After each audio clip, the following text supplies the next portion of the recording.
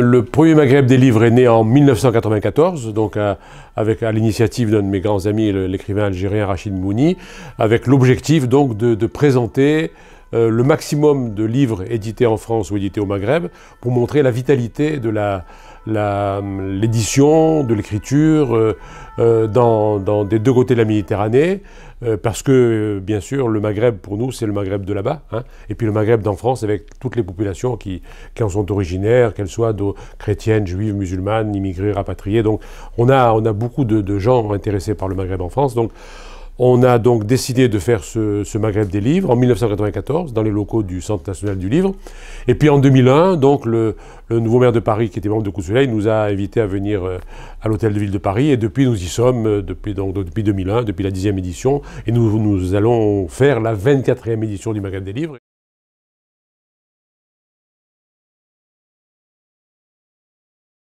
Je crois que l'IREMO a pour vocation, depuis l'origine, d'essayer de transmettre des connaissances. Alors on a mis en place de multiples manifestations qu'on fait le plus souvent en interne, mais pour se faire entendre et pour avoir un peu d'utilité sociale, parce que c'est quand même ça notre objectif, eh bien il faut aller hors les murs, comme nous disons. Donc on voulait aussi une manifestation sur le livre.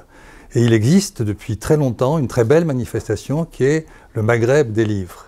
Et il nous a semblé intéressant de collaborer et d'avoir un partenariat avec le Maghreb des livres qu'a créé Georges Morin. Et Georges Morin a eu tout de suite l'idée d'accepter, avec un certain enthousiasme même, pour qu'on collabore ensemble. Lui s'est toujours occupé avec brio du Maghreb. Nous, on souhaite évidemment s'intéresser à l'Orient.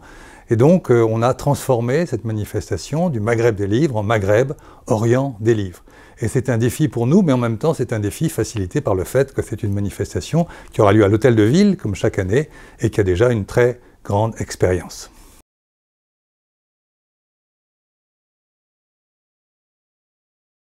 On a décidé de se calquer sur l'architecture du Maghreb des livres, ce qui signifie qu'il y a d'une part, il y a deux grands pôles, les auteurs, que nous invitons, d'Orient et du Maghreb, dont les livres seront en vente, qui vont dédicacer ces livres, qui vont aussi en parler avec des journalistes, ou qui vont faire des cafés littéraires, donc à 4 ou 5 autour d'un journaliste également. Et puis nous avons aussi des gros espaces de débat, soit des tables rondes sur la littérature, l'histoire, l'actualité, etc., ou des rencontres qui sont plus courtes, 1 heure environ, au cours desquelles nous rendons hommage à des personnages immenses, comme le Palestinien Mahmoud Darwish, le Marocain Driss Chaibi, etc. Donc nous avons toute une série de manifestations, de séquences, hein, durant ces 2 jours et demi. Et je dis au point que beaucoup de gens, souvent on nous reproche on fait trop de choses. Et en même temps, quelqu'un a trouvé la bonne formule, on dit c'est une vraie ruche, donc on va faire une grande ruche cette fois-ci, orientale et maghrébine, où chacun pourra trouver faire son miel en allant butiner d'un endroit à l'autre.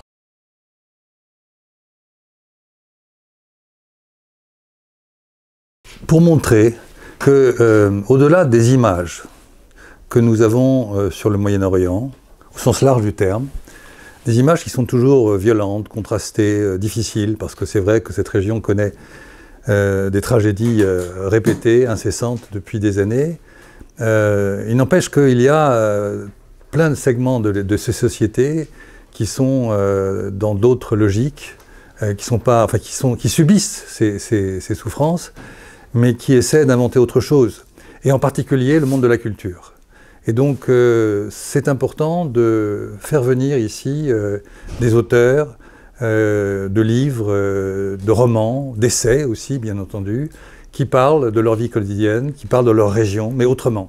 Et donc le fait qu'ils viennent de pays très différents, ça permet justement de montrer la richesse et les contrastes de ces sociétés civiles, de ces hommes et ces femmes de culture qu'on entend si peu, parce que justement c'est masqué par les images que nous avons, ces déferlantes qui nous montrent surtout la violence. Là on est dans d'autres choses, même si bien entendu aussi ces romans ou ces essais nous parlent des souffrances de ces peuples. Mais je crois que c'est très important de les entendre, et ce Maghreb Orient des livres en sera une occasion tout à fait privilégiée.